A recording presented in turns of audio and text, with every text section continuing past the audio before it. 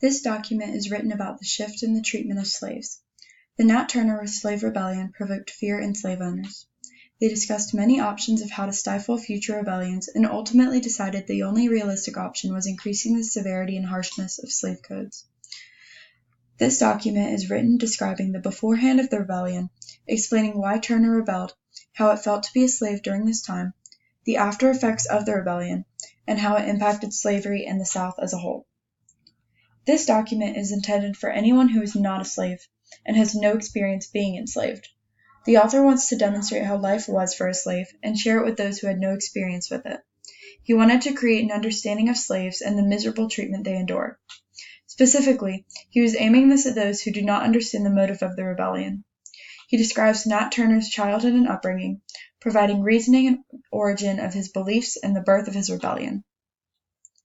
The author is someone who clearly agrees with Nat Turner's argument, though some of his language suggests that he is against Turner's tactics.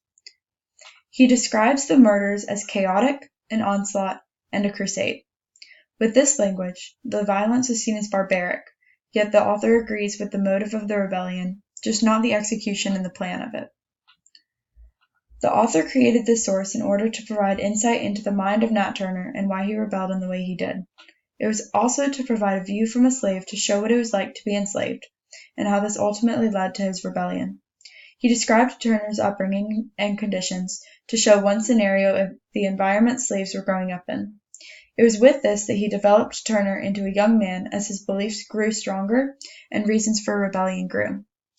In the aftermath of Turner's rebellion, the author described the consequences and the harsher treatment of slaves.